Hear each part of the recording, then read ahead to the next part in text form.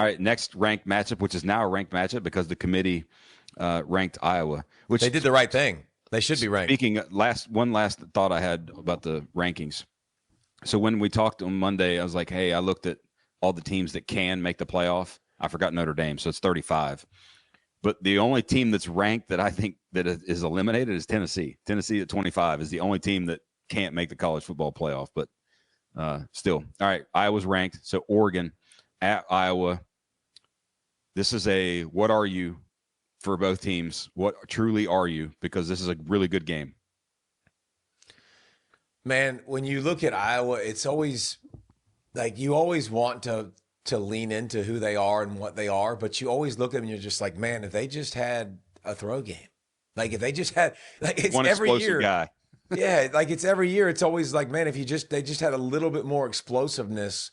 Oregon's been really, really good on the road. They know who they are. Dan Lanning is a really, really good team. Or Dan Lanning is a really good coach. He's got a really, really good team. 3 games this season, Iowa has 37 or more points. That's awesome. Like for them specifically. That's ridiculous for them. Like that's a whole new world.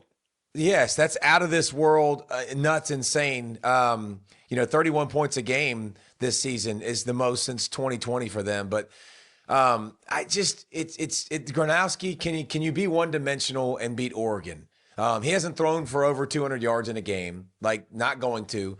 Moulton's a really good running back too. He's really good, man. Physical. So it's about the body blows. They're at home. I think this one now, I think they'll stay close. But who are the guys that can make the plays out wide? Who are those guys that are going to create some explosive, alleviate some pressure from having to be perfect all the time? And that's why I go Oregon the other direction. Oregon's got a bunch of those big defensive linemen that can eat up guys. They got a bunch of guys that can penetrate. They got a bunch of ways to load the box. They got a bunch of ways to make you throw the football. Like Indiana, they had to throw the football. Well, they could do it, right? Iowa, they're going to have to throw the football. They're going to have to make a play. And I just don't know if they can make a play in the back end. I know they'll make one on special teams. I know they'll get some stops on defense. But the passing game it's the same thing that it always deters me from picking Iowa in a big game like this. And so I'll go with the Ducks, but I do think this is a close, lower scoring game. I think this is like a 27-24 field goal game. I wrote 23-20 Oregon, but it's amazing to think that Iowa is one sort of stop and then maybe a few completions and a field goal away from beating Indiana, being 7-1, riding a 6-game win streak. And you could argue a quarterback not getting hurt away. Like when their QB got hurt, that game ended. It was over. Yeah. Now Mendoza and company made plays after that against the defense that was that, but they hit the quarterback consistently. But here's the thing, Brent. Here's how Iowa can win, and here's why Iowa can win. Because they can control the line of scrimmage and they can control the clock. Like that's what Iowa's going to do. You're going to look up and it's going to be like, what the freak just happened to the first quarter?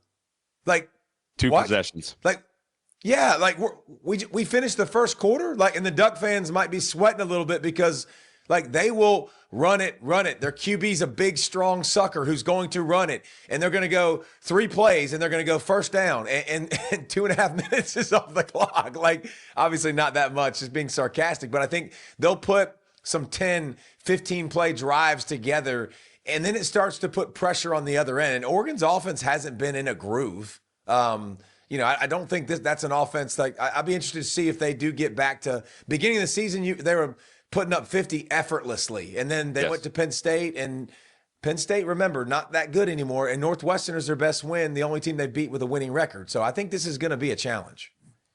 From an Oregon perspective, I'm curious, and I looked just to see if there was any sort of injury to it, but I didn't really see that. But De'Aaron Hill, the freshman kid, not the Thunder, Davison, the Lightning, that at Penn State had 12 touches for 94 yards and was just this electric type player, had a touchdown against Penn State. He's got all those same stats, like 11 touches in the last 3 games. Like I thought he was going to be this next level explosive guy for them. And maybe there's something that I haven't seen. And also seeing more and more hey, Evan Stewart might return. Evan Yeah, Stewart he's might dancing on return. videos. Like, So he looks good. He's dancing on the video, grittying it up. yeah.